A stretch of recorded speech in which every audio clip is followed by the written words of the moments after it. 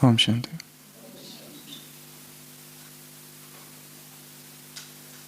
हजारों वर्ष पहले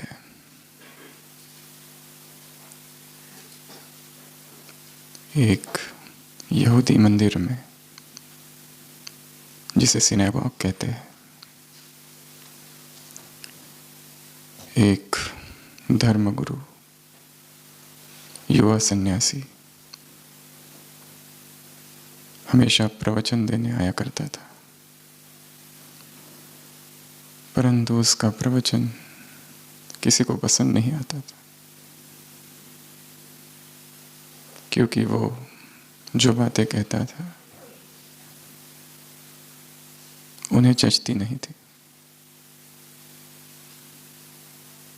बेबूझ थी,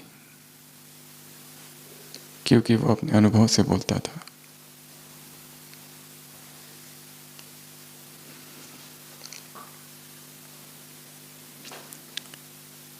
एक बार किसी ने उनसे कहा कि आप कुछ ऐसी बातें बताओ जो हमें मस्त कर दे, कुछ ऐसा बोलो कि जो सुनकर खुशी हो जाए। उसने कहा अगली बार, और वो अगली बार आया। सुनने के लिए बहुत लोग बैठे थे। उसने अपना प्रवचन चालू किया और प्रवचन चालू करने से पहले अपना दायां हाथ उठाया और ऐसे किया, 2 उंगलियां, और फिर वो बोलना चालू किया। और उसकी वाणी में ऐसा संगीत था, ऐसी दिव्यता थी, धारा प्रवाह, फ्लुएंट। लोग हैरान हुए, दंग हुए।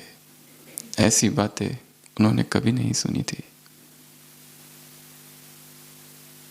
और बोलने का ढंग बहुत अच्छा था, संगीतमय था। और जब प्रवचन पूरा हुआ, उसने अपना बायां हाथ ऊपर किया और फिर से 2 उंगलियां ऐसी की। तालियों की गड़गड़ाहट हुई, वाह वाह हुई। वो मंच से उतरने लगा। लोगों ने पूछा, भाषण तो बहुत ही अच्छा था, पर ये जो दाएं हाथ की 2 उंगलियां की और फिर बाएं हाथ की 2 उंगलियां की, वो क्या था? उसने कहा, उदाहरण चिन्ह, कोटेशन मार्क। जो कुछ सुनाया गया वो शास्त्रों का था, अपना कुछ भी नहीं था उसमें, उधार था, चुराया हुआ था। और लोगों को आदत भी इसी की है, अनुभव सुनने की आदत नहीं। अनुभव सुनने के लिए और जीवन में धारण करने के लिए पात्रता की आवश्यकता है। जो अनुभव सुना रहा है,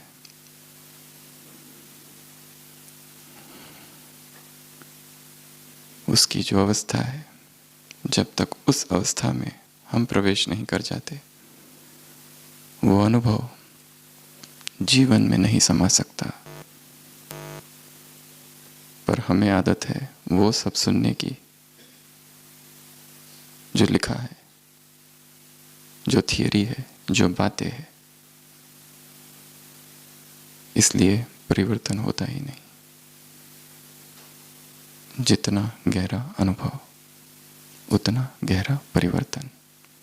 परिवर्तन हो नहीं रहा है क्योंकि अनुभव ही नहीं है। और एक हाथ कोई अनुभव की गहराई में उतर भी जाता है, जब तक चेतना सुनाने वाले की स्थिति तक नहीं पहुंचती, उसका अनुभव भी बीज रूप में हृदय की जमीन पर नहीं पड़ता।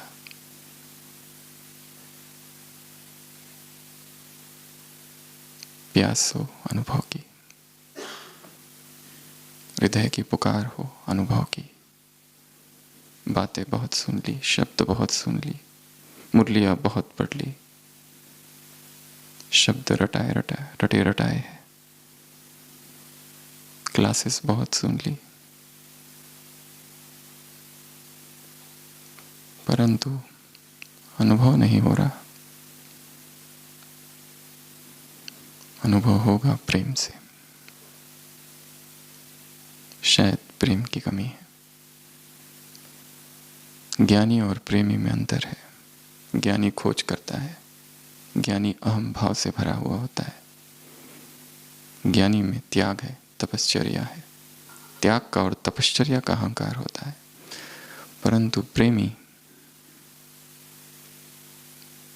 कुछ और ही होता है। प्रेमी खोजता नहीं है, ज्ञानी खोजता है, और खोज ही बहिर्यात्रा है। प्रेमी कुछ भी नहीं खोजता, परमात्मा उसे खोजता है।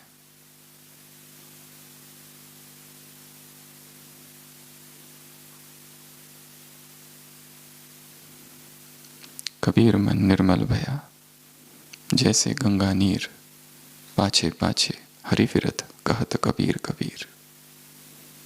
भगवान ही पीछे पड़ा हुआ है।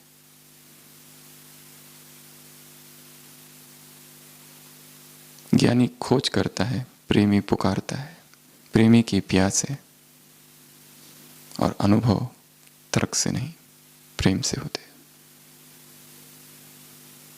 अनुभव नहीं हो रहे, शायद प्रेम में कमी है। उस प्रेम को बढ़ाना है। ईश्वरीय प्रेम, प्रभु प्रेम, आध्यात्मिक प्रेम। वो प्रेम संगीत बन जाए, जीवन का गहनतम अनुभव बन जाए। किसी भक्त ने भगवान से कहा है, क्या अधिकार है उसका प्रभु पर? ऐसा ज्ञानी कभी नहीं कह सकता। वो कहता है, हे प्रभु, हे साई, मैं तुमको भूलता हूं क्योंकि तुम मुझे भूलते हो। दोष तुम्हारा है। इस भौचाल में, इस दुनिया में मैं डूब जाता हूं, तुम क्यों मुझे भूलते हो? क्योंकि जब तुम मुझे याद करते तो मैं निरंतर तुम्हारी याद में रहता हूं। उलाना दिया है, मत भूलो मुझे, एक पल भी ना भूलो।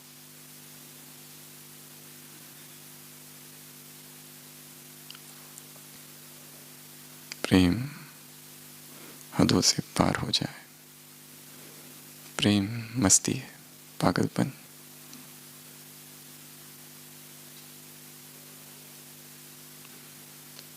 मैं खाना।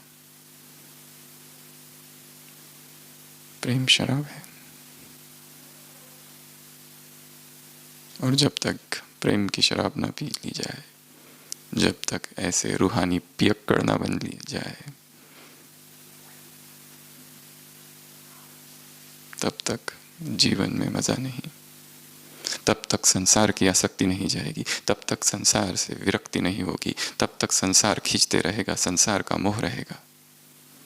वासनाएं चेतना को आंदोलित करती रहेगी, द्वंद्व निरंतर चलते रहेगा। क्या ऐसा करे कि प्रेम बढ़ जाए? आज की अव्यक्त वाणी प्रेम की उपमा की है बाबा ने कई सारी चीजों से।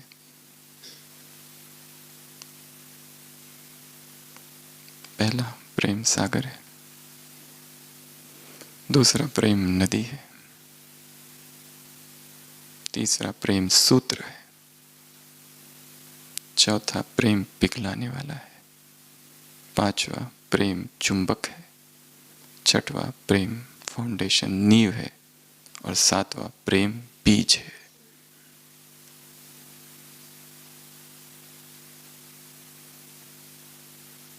अभी अभी आध्यात्मिक संत सम्मेलन पूर्ण हुआ है। 87 की मुरली है, और उसके बाद बाबा आए, साधु संत आए हैं। वो साधु संत, वो महात्मा, वो पंडित जन जिनका विश्वास वेदों में है, उपनिषदों में है, शास्त्रों में है, जो शास्त्रवादी है, जिनको सुनने के लिए हजारों की सभा होती है, और वो यहां आए जिन्होंने कभी या उनके पूर्वजों ने बड़ा विरोध किया था, वो सब आए हैं। जो ये कहते थे कि ये शास्त्र विरोधी है, वो सभी महामंडलेश्वर, योगी, तपस्वी, सन्यासी सब आए। संसार की कोई आत्मा आ जाती है तो उस पर मधुबन के वायुमंडल का प्रभाव पड़ता है। ये तो वो आत्माएं हैं जिनकी प्रवृत्ति ही आध्यात्मिक है, उन पर कैसा प्रभाव पड़ा होगा। उनके मन में कुछ और था, उनकी अपनी ज्ञान की बातें थी, पर यहाँ आते ही, यहाँ का वायुमंडल देखते ही क्या हुआ होगा, शांत हुए होंगे। और दोनों तरफ से ब्रह्मा कुमारियां बहने, बीच से वो चल रहे, फूलों की वर्षा हो रही है। सोचते होंगे हमारा अपना ज्ञान इनको सुना है, पर कब सुना है और कैसे सुना है। और जब स्वागत सत्र हुआ तब उनकी जो महिमा हुई, और जो गीत बजे, और जो पुष्पगुच्छ दिए गए, और जो तालियों की गड़गड़ाहट हुई उनके भाषण पर, फिर कहां से अपना ज्ञान सुनाते।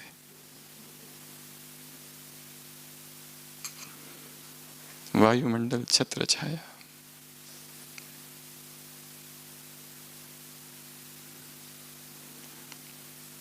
हाँ, अगर उनसे शास्त्रार्थ हम करते तो कभी ना जीत पाते, क्योंकि वो लड़ाई अहंकार की लड़ाई होती। यहां तो उनका स्वागत सत्कार हुआ, उनकी महिमा में कितने गीत गाए गए। जैसा प्रबंध उन्होंने यहां देखा, शायद आज तक जीवन में कभी ना देखा होगा। तो ऐसी सभा हुई, धर्म सत्ता, सबसे बड़ी सत्ता संसार की, वो प्रभावित हुई। और बाबा ने कहा एक दिन सारी सत्ताएं यहां आएगी, और तब क्या होगा, प्रत्यक्षता का पर्दा उठेगा। तो इस मुरली में बहुत सी बातें हैं।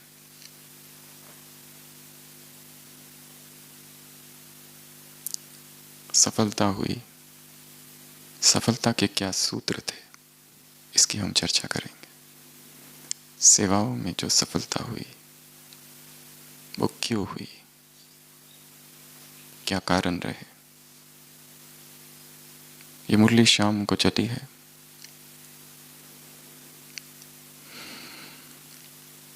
इसी दिन सुबह अमेरिका में लॉस एंजल्स में एक बहुत बड़ा भूकंप हुआ था 87 में।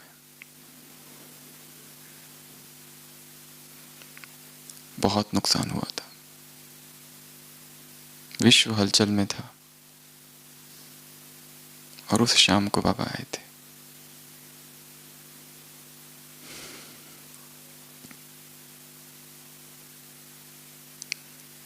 सेवा के सूत्र क्या है, सेवा में सफलता के, तो ऐसी 8 बातें हम इस मुरली से निकालेंगे, जो सारी मुरली में अलग अलग जगह पर चर्चा हुई है।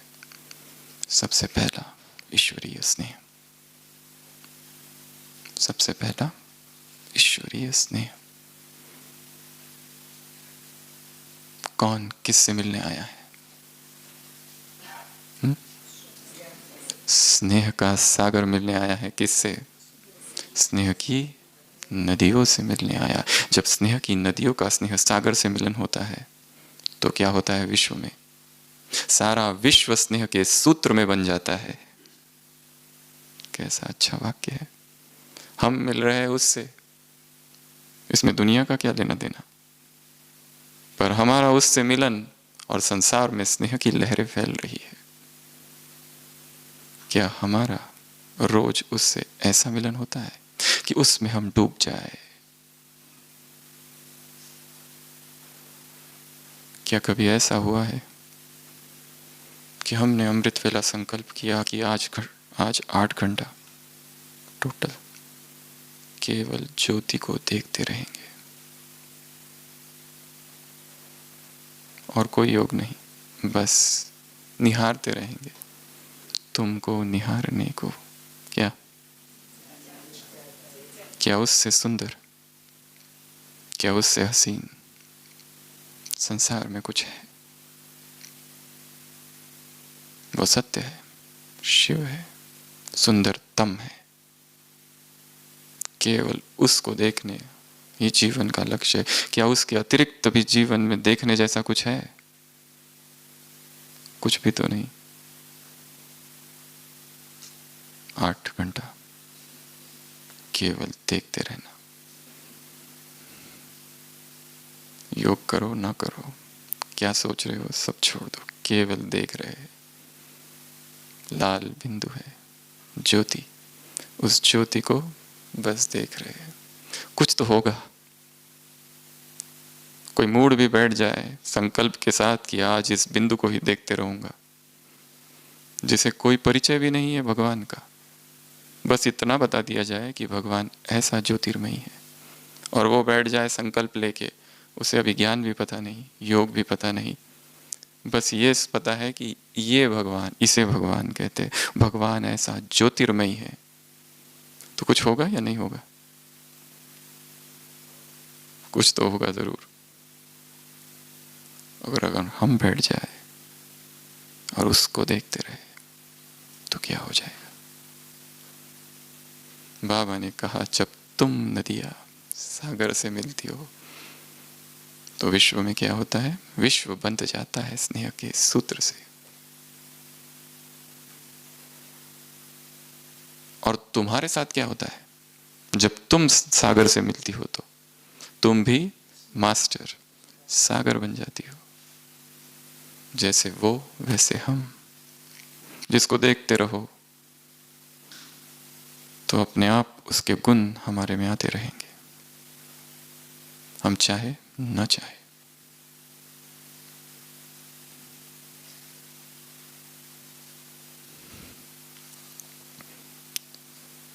स्नेह ने क्या कर दिया? क्या कर दिया? कमाल कर दी। कौन सी? जो नास्तिक थे उन्हें आस्तिक बना दिया, जो न मानने वाले थे, जो न जानने वाले थे, उन्हें मानने वाला और जानने वाला बना दिया, जो दूसरे रास्ते वाले थे, अलग रास्ते वाले थे, उनको भी खींच कर यहाँ ला लिया, चुंबक का काम किया। जो अनजान आत्माएं थी, जो परिवार से वंचित आत्माएं थी, उनको क्या कर दिया? जो पत्थर समान हो गई थी, प्रेम ने क्या कर दिया? उनको पानी पानी कर दिया। उनके हृदय में भी झरना फूट पड़ा प्रभु प्रेम का। और हमने कोई ज्ञान सुनाया ही नहीं, बिना ज्ञान सुनाए काम हो गया। अगर ऐसे महात्मा पंडितों को ज्ञान अगर सुनाया होता तो क्या वो प्रभु प्रेम में डूबते? शायद नहीं।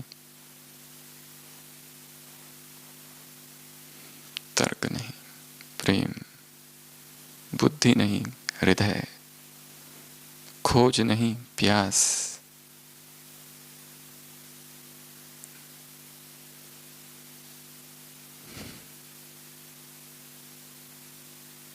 बाबा ने कहा, ये प्रेम क्या है? बीज। पत्ते कौन से है? शुभ काम भावना, शुभ कामना तना है, और फल है कोई एक। कौन सा? सहयोगी बन गए और फिर बाद में सहज योगी बन गए। प्रेम ने ये सारी चीजें कर डाली। जीवन परिवर्तन का आधार है प्रेम, ईश्वरीय प्रेम, प्रभु प्रेम। सामने वाली आत्माएं उतनी ही परिवर्तित होगी, सामने वाली आत्मा में उतना ही प्रभु प्रेम जागेगा जितना हम में है। जिसका कोर्स हम करा रहे हैं उसमें उतनी ही धारणा होगी शायद जितनी हम में है।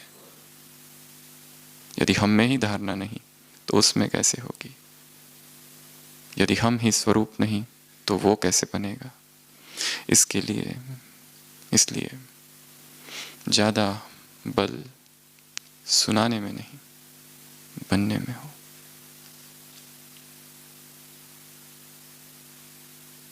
हमने अपने आप को कितना भिगोया है प्रभु प्रेम में। रोज सुबह सुबह कितना अपने आप को डुबोया है उस सागर में, कितना गीला कर दिया है।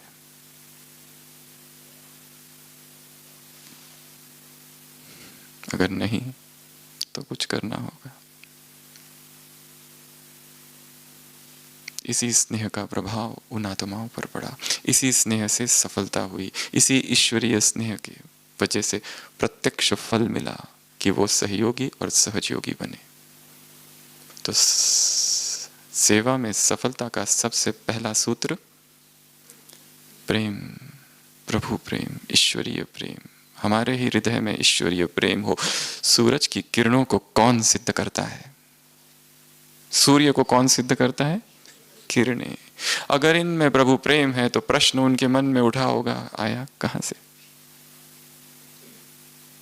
ध्यान सूर्य की तरफ जाएगा। ये लोग ऐसे बने कैसे? किसने इनको ज्ञान सुनाया?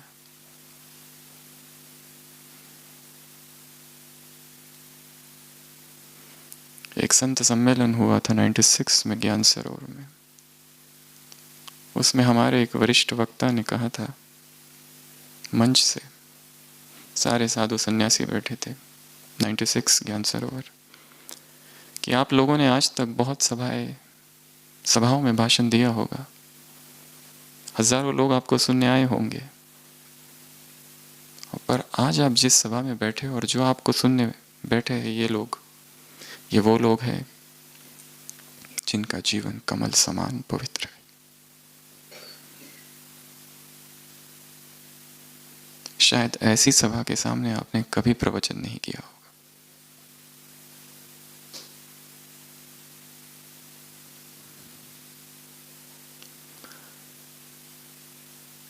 उसमें से एक महामंडलेश्वर ने कहा था बाद में कि हम हजारों मठों में गए, आश्रमों में गए, हजारों सभाओं में प्रवचन दिए, पर यहां ज्ञान सरोवर में प्रभु प्रेम की जो तरंगे हैं,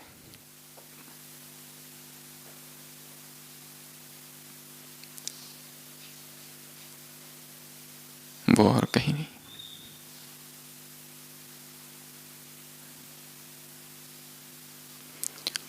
तो सबसे पहला प्रभु प्रेम, ईश्वरीय प्रेम। दूसरा सहयोग।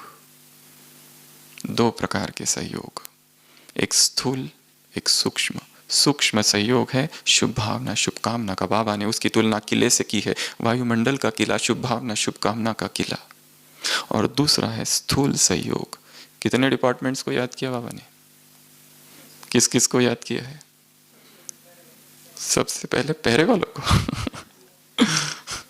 विश्व रक्षक हो तुम, सिक्योरिटी डिपार्टमेंट, यूटेंसिल डिपार्टमेंट, बर्तन वाले, सब्जी वाले, स्टेज वाले, स्वच्छता वाले, मेज साफ करने वाले, भाषण देने वाले, भोजन वाले, सभी को याद किया, सबको याद किया। सबका सहयोग था, सबकी शुभ भावनाएं, शुभकामनाएं थी, इसलिए सफलता हुई। इसलिए जब भी बड़ा कार्यक्रम हो, यज्ञ की बड़ी सेवा हो, हम विघ्न न बने। सबसे पहले तो जो भी जहां पर भी सेवाएं हो रही है पूरे यज्ञ में, विश्व भर में, जब भी हमारे कानों में कोई खबर आए कि वहां ये प्रोग्राम है, क्या करना है? तुरंत शुभ भावनाओं की किरणें फैलानी है। तो सभी बैठेंगे और विश्व भर में बाबा के जितने सेवा केंद्र हैं, कम से कम कल की तारीख में वहां जो कुछ होने वाला है, भट्टी, प्रोग्राम, भाषण, सेमिनार, वर्कशॉप, कुछ भी, यहीं से उसकी सफलता के लिए शुभ भावनाओं की किरणें हम भेजें। हम शांति।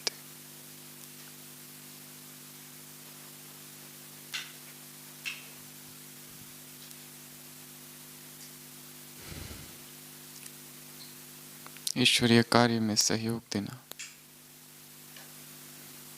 बहुत बड़े पुण्य का भागी होना है, परंतु यदि सत्ता का लोभ, ज्ञान और योग का अभाव,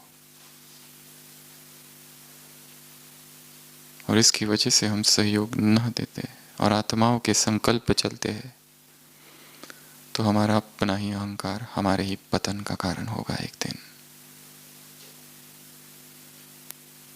बाबा ने इस संगठन की महिमा की है, ईश्वरीय संगठन है, इसमें फूट ना हो। एक कांच का ग्लास था, जार, जिसमें किसी ने लाल चींटियां डाली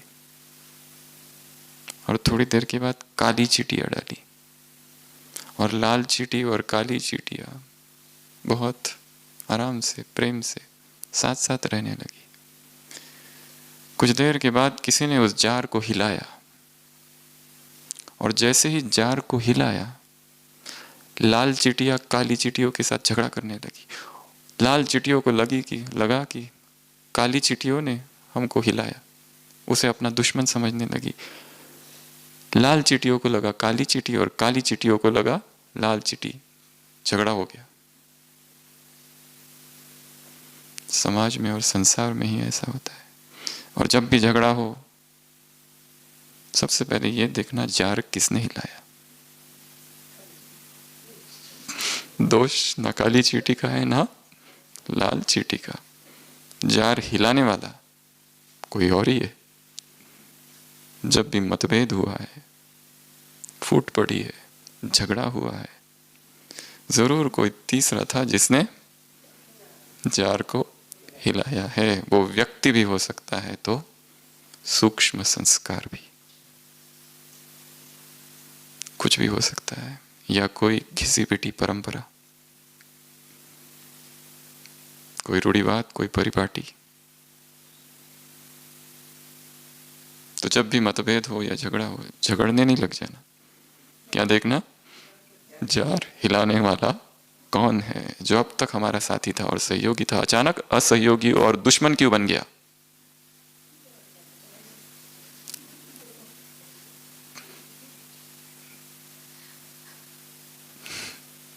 सहयोग, सूक्ष्म सहयोग देना है, शुभ भावना का और शुभ कामना का किला, छत्र छाया, सभी ने सहयोग दिया, सूक्ष्म भी और स्थूल भी। जो जिसको करने को कहा गया किया। ऑलराउंड बाबा ने कहा, कोई सेवा छोटी, कोई सेवा बड़ी नहीं है। छोटे से छोटी, साधारण से साधारण सेवा भी महान सेवा है, क्योंकि ईश्वरीय यज्ञ की सेवा है। चाहे लाखों के सामने भाषण दे रहे हो या तो झाड़ू लगा रहे हो, सेवा भाव, सहयोग का भाव। सहयोग के नोट अपनी जेब में रखो। यदि किसी की गलती नोट करते हो, अभी अभी वरदान था, तो क्या करो, गलती को नोट नहीं करो, सहयोग के नोट दो। तो अपनी जेब में देखना है, सहयोग के नोट है,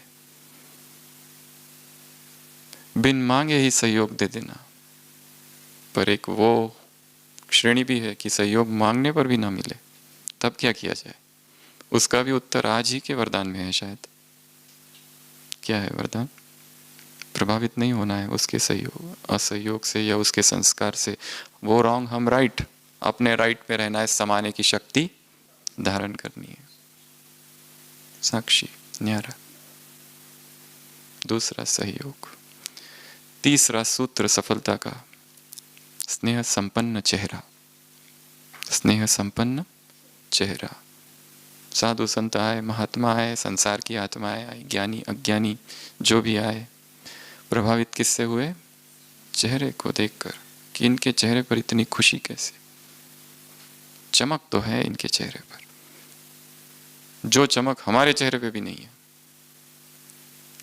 क्योंकि है तो वो साधु संत ही थे। इतनी तो समझ उनमें भी है कि इनमें कुछ है, परंतु कहेंगे नहीं, चोट लगती है अंदर अगर कह दिया तो। चुप चुप के पत्र लिखते हैं, हजारों को ध्यान सिखाने वाले पत्र लिखते हैं कि ध्यान कैसे किया जाए। राम कथा करने वाले, भागवत कथा करने वाले, अंदर ही अंदर हलचल है थोड़ी सी। स्नेह संपन्न चेहरा, क्या किया जाए? प्लास्टिक सर्जरी करे, क्या करे, कैसे उसमें मुस्कान लाए? चेहरा दर्पण है संस्कारों का, और संगठन दर्पण है ईश्वरीय संस्कारों का।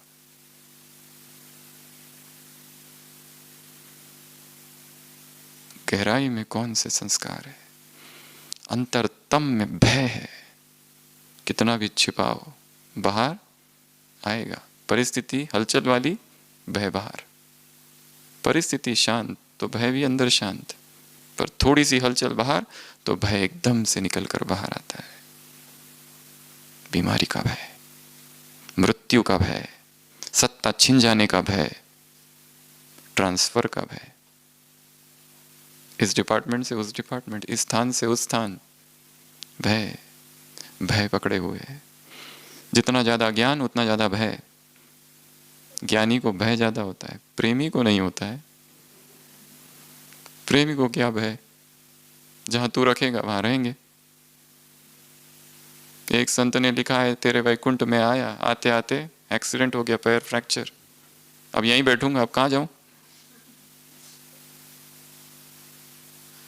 तेरे ही द्वार पर रख दे। हरि मने चाकर राखो जी, हरि मने चाकर राखो जी। चाकर भी रह लूंगी, बाग बगीचा कुछ होगा तुम्हारा तो देख लूंगी, परंतु रहना यही है। स्नेह संपन्न चेहरा। चौथा, उमंग उत्साह। उमंग उत्साह। मर मर के जीते और जी जी के मरते हैं संसार के लोग, इसलिए उमंग उत्साह है ही नहीं। मुर्दे हैं, मर चुके हैं जैसे, ढो रहे हैं जीवन को, और हम उमंग उत्साह में। हर चीज का उत्साह, इस पल में जीना है, दिस मोमेंट, बस यहां इस पल। कल क्या होगा, क्या हो गया, कुछ नहीं, अब इस पल।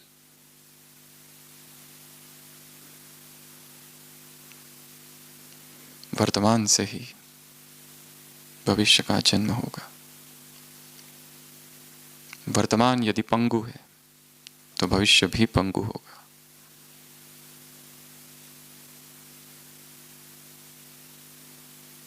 तो उत्साह को लाना है। क्या कारण है जो हमारे पुरुषार्थ का उत्साह खो गया है? क्यों क्यों उमंग नहीं आता है कि आज कुछ भी हो जाए, धरती आसमान एक कर दूंगा, परंतु याद का चार्ट आज का बैठा हुआ योग 8 घंटे होगा, उस बिंदु के अतिरिक्त कुछ देखूंगा ही नहीं, सारी सेवाएं करते हुए। जरूर समय बर्बाद हो रहा है व्यर्थ में, आंखों के किसी आकर्षण में। यदि संकल्प कर लिया जाए तो होगा, बीज है वो।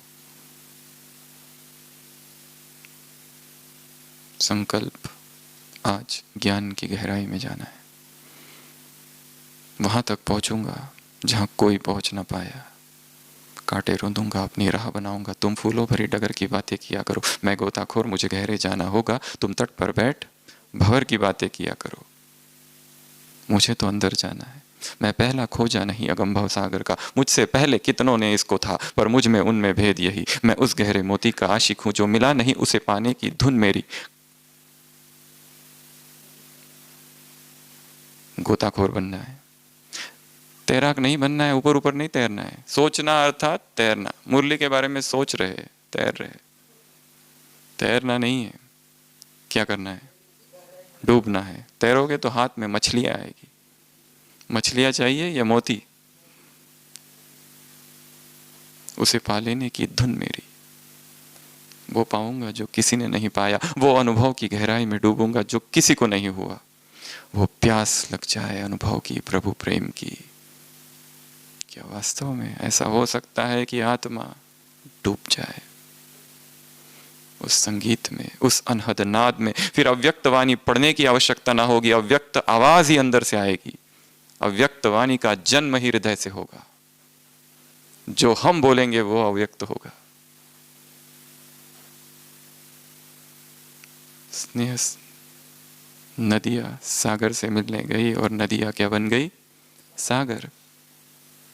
बूंद ही सागर बन गया है, बूंद अब नहीं रहा, बूंद का अस्तित्व खो गया।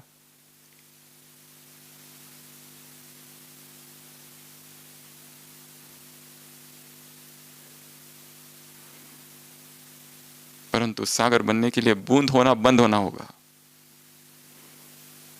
वृक्ष बनना है, जब वृक्ष हो जाता है तो बीज नहीं रहता, फिर जो हो वो मिट जाए तो वो बनोगे जो बनना है। मैं जब तक है तब तक ये नहीं होगा, एक को छोड़ना पड़ेगा।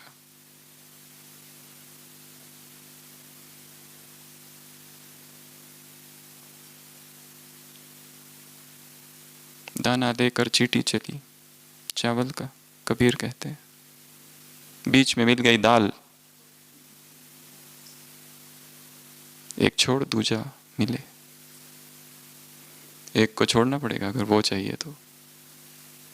दोनों एक साथ नहीं मिल सकते। You cannot serve God and mammon at the same time.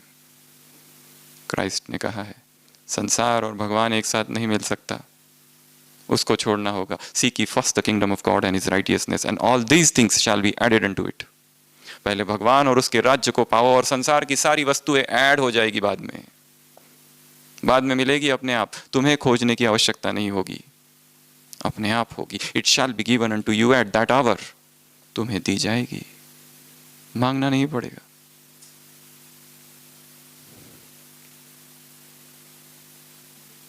तो चौथा, उमंग उत्साह लाना है। पांचवा, जीवन परिवर्तन। प्रत्यक्ष प्रमाण क्या है? जीवन परिवर्तन। सारे महात्मा लोग क्यों प्रभावित हुए? जीवन देखा यहाँ पर। ज्ञान तो शायद वो सुनना ही नहीं चाहते, पहले से शायद यहाँ वहां से सुन के आए होंगे, पर स्वागत सत्कार ऐसा हुआ कि कुछ बोल ही नहीं पाए।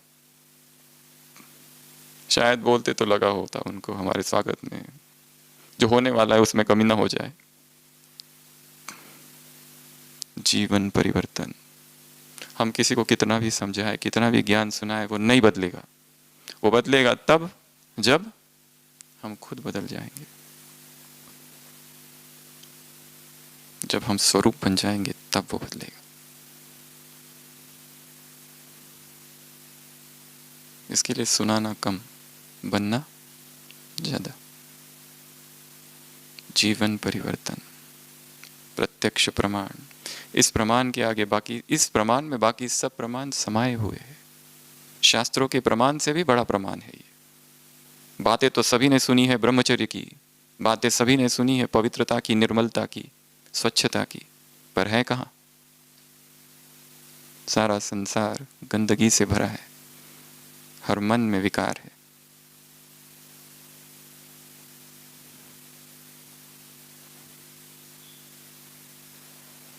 हमारी चेतना निर्मलता का सागर बन जाए।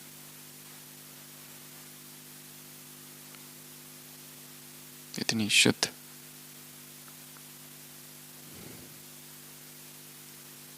प्रत्यक्ष प्रमाण। पांचवा, छठवा, दूसरों को आगे बढ़ाने की भावना। दूसरे आगे बढ़े, और इसके विरोध में क्या है? दूसरों की टांग खींचना। हम तो ज्ञान योग नहीं करते, ये ज्ञान योग करने निकल पड़े। इससे हमारी प्रतिष्ठा थोड़ी कम होती है। तो क्या किया जाए? खींचो इनको नीचे। हमारे होते हुए ज्ञान योग,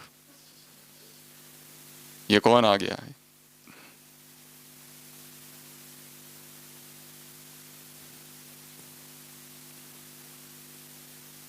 दूसरों को आगे बढ़ाना है।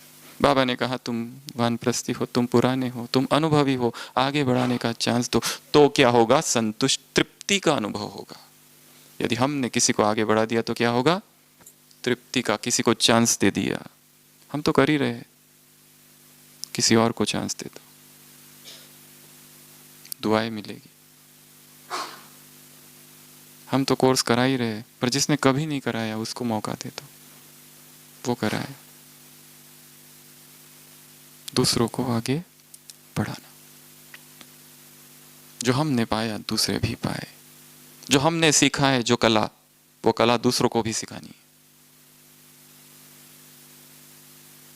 तो छठवा, दूसरों को आगे बढ़ाना, खुद भी आगे बढ़ना। दूसरों को आगे बढ़ते देख केवल खुश नहीं होना है, ये पिछले संडे की मुरली में था। दूसरे भी बढ़े और हम भी बढ़े।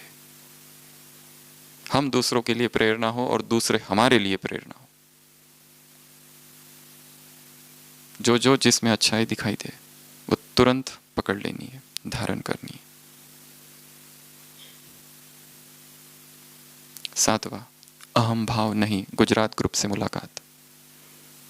गुजरात के लिए क्या कहा? नजदीक है, समीप है, हाजी का पाठ वाले हैं, उड़ती कला वाले हैं। और सेवा भाव का आधार क्या है? मैं नहीं। बड़ा मुश्किल काम है ये, निमित्त भाव लाना। क्योंकि जैसे ही सत्ता मिलती है मैं आता है, निमित्त भाव खो जाता है, मालिक समझने लगते हैं।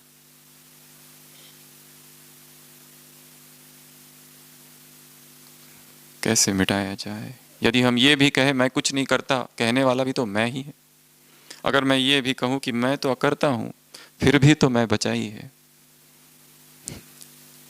अंतिम तो वही निकालेगा मैं को, ये उसी का काम है। मैं अर्थात रावण। बाकी सबको तो सबने मार दिया, हनुमान जी ने किसी को मार दिया, लक्ष्मण ने किसी को मार दिया, पर रावण अर्थात मैं, उसको मारने के लिए तो राम जी को ही आना पड़ेगा। परंतु उतना हम में समर्पण हो कि हम समर्पित करते स्वयं को। जैसे एक भक्त बुढ़िया थी, कृष्ण की भक्त थी, दिन रात उसकी भक्ति किया करती थी, परंतु उसका समर्पण भाव इतना बड़ा था कि जो मन में आता था उस कहती थी श्री कृष्णार्पणम मस्तु। गालियां कभी दे देती थी, वो भी अर्पित करती थी। लोग कहते थे, धर्म गुरु करते कहते थे ये क्या करती हो। एक बार वो कहीं बाहर गई, आई, झाड़ू लगाया और जितना कचरा था कृष्ण की मूर्ति पर डाल दिया, समर्पणम। वो भी अर्पित कर दिया, मेरा कुछ है ही नहीं, सब कुछ तू ही तू है। धर्म गुरु ने देखा ये क्या कर रही हो, धर्मग्लानी, ठाकुर जी की मूर्ति पर तुम कचरा चढ़ाती हो। वो कहती है मेरे पास जो अच्छा है, जो बुरा है, फूल है, क्या फूल चढ़ाऊं तेरे चरणों में, गीत में सुना, क्या चढ़ाऊं, कौन सी चीज चढ़ाऊं। वो कहती है मेरा कुछ है ही नहीं, मैं कुछ हूं ही नहीं। हम ये कहते हैं कि जो अच्छा अच्छा है तूने किया और जो बुरा है ना वो मैंने किया, इसमें भी तो मैं ही है। इसमें मैं उसको बताना चाहता हूं, देख, याद रखना, जो अच्छा है वो तूने किया है और जो बुरा है वो मैं। ये भी खो गया प्रेमी का। तो उस धर्मगुरु ने उसे बहुत ज्ञान की बातें सुनाई। धर्मगुरु घर गया, रात में सोया, स्वप्न देखा, स्वप्न में देखा वैकुंठ और कृष्ण को देखा, सुबह सुबह कचरा उसके सिर पर गिर रहा है। कृष्ण कहते हैं ये बुढ़िया नहीं सुधरेगी, पर मुझे भी तो लेना ही पड़ेगा। जब उसकी महिमा ली तो उसका कचरा भी मुझे ही लेना पड़ेगा, मैं ही उसका सब कुछ हूं। धर्मगुरु देखता रहा कि और भी कुछ गिरता है क्या। शाम हो गई, कुछ भी नहीं गिरा। लोग कितने फूल चढ़ा रहे विश्व भर में, मिठाइयां, कुछ भी नहीं चढ़ा। क्यों? क्योंकि जो चढ़ाया गया था वो झूठा था, मिथ्या था। और जो उस महिला ने चढ़ाया था, उस भक्त ने जो चढ़ाया था, वो समर्पण था, समग्र समर्पण, इंटीग्रेटेड सरेंडर। मेरा कुछ भी नहीं है, तू ही सब कुछ है। अब मैं अपनी इच्छा क्यों चलाऊं? मेरी इच्छा है मैं यहीं रहूं, पर वो चाहता है तुम यहां नहीं रहो। तो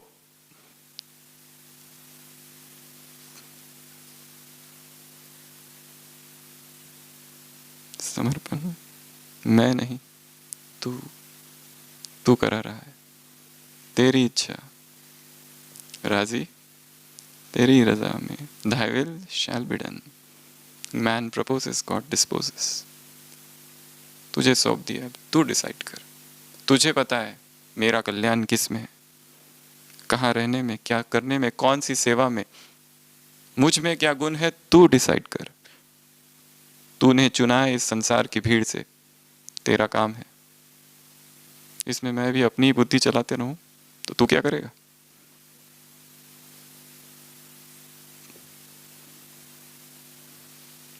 तो 7वां क्या? अहम भाव नहीं। जो सेवाएं करो सौंप दो तुरंत, उसको अर्पण, मेरा इसमें कुछ नहीं। क्योंकि सेवाएं जब छीन ली जाएगी नहीं तो दुख होगा।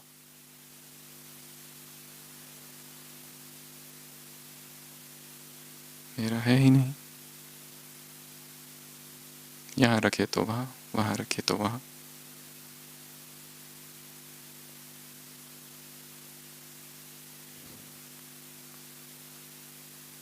आठवां गीत।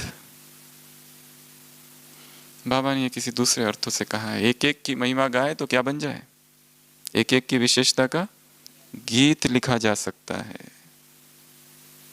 ये तो भगवान ने कहा। सफलता के सूत्र में आता है प्रशंसा, महिमा, एक दूसरों की महिमा। तो कल सुबह अमृत वेले के बाद एक गीत लिखना उस व्यक्ति के बारे में जो कौन सा वो व्यक्ति है जिसने जीवन में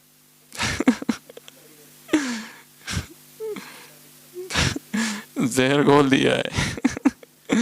उसकी भी तो कुछ महिमा है, उसके वजह से तो हम आगे बढ़ पाए। अगर उसने वो नहीं किया होता तो हम तो वहीं पड़े होते।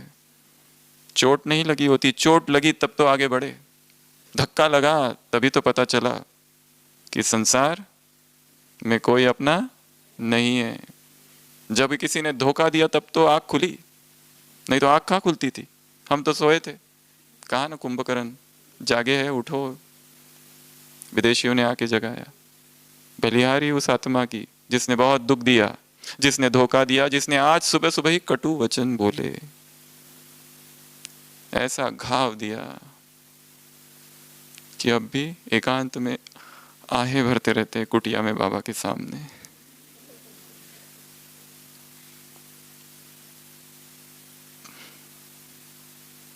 जब उसने वो किया तब तो ये हुआ। जीवन में जो कुछ हुआ अब तक, जो किसी ने कुछ किया, वो सभी निर्दोष थे, पहला। और उनका बहुत बहुत धन्यवाद, क्योंकि उन्हीं की वजह से हम आगे बढ़े। इसलिए क्या करना है, गीत लिखना है। सभी गीतकार, संगीतज्ञ बन जाना है। एक गीत रोज लिखना किसी के बारे में। जैसे यदि हमें भाषण प्रोग्राम है और हमें काम दिया गया है, जो वक्ता है उसका इंट्रोडक्शन देना है, कितना टेंशन आ जाता है। पहले तो उसको ढूंढो, उसका बायोडेटा, फिर वो भी उसके अनुसार हो। गड़बड़ कर दिया तो डांट खानी पड़ती है बाद में, तुमने मेरी वो डिग्री नहीं बताई।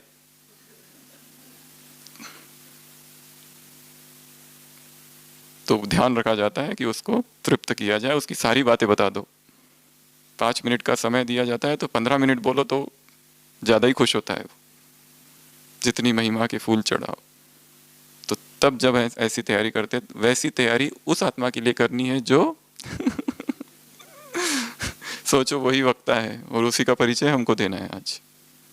और सामने जो आत्माएं बैठी है, हमारे लौकिक के परिवार वाले आए हैं, जो कभी आते नहीं थे, पहली बार आए हैं। हमारी उस परिवार के प्रति भी बहुत शुभ भावना है कि इनका कल्याण हो जाए, पर कल्याण करने के निमित्त तो उसको बिठाया गया है जो हमारा परम दुश्मन है।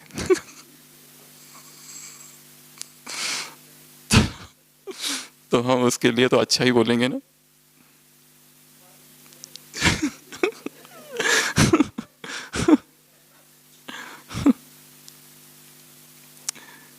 तो 8 बातें।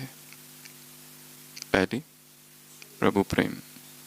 हृदय को प्रभु प्रेम से भरना है, ईश्वरीय प्रेम से भरना है। प्रभु प्रेम क्यों है, क्यों नहीं है।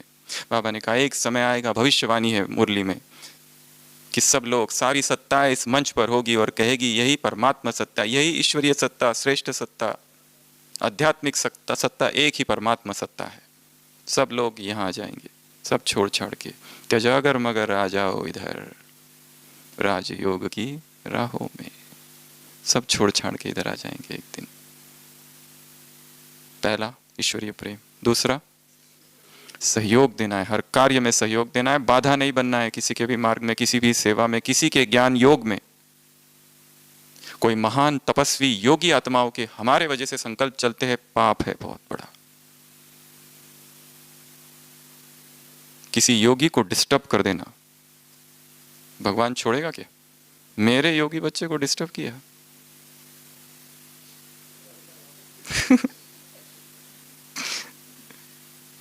तीसरा, स्नेह संपन्न चेहरा। चौथा, उत्साह, जो करना है कूद कूद के दौड़ दौड़ के, गार्डन गार्डन होकर, बाग बाग होकर करना है, दुखी होके, उदास होके नहीं। अगला, जीवन परिवर्तन। हमारे जीवन परिवर्तन का ही उन पर असर पड़ेगा, बाकी और किसी का भी नहीं। कितना भी बोलो, कितने भी भाषण ठोको, कुछ नहीं होगा। परिणाम जो पड़ेगा वो जीवन परिवर्तन का। अगला, दूसरों को आगे बढ़ाना है, किसी की टांग नहीं खींचनी है। टांग खींची है तो छोड़ दो। हम अगर किसी की टांग खींचते हैं तो नीचे भी देखना, हमारी भी कोई पकड़ के है नीचे से ये मत भूलना।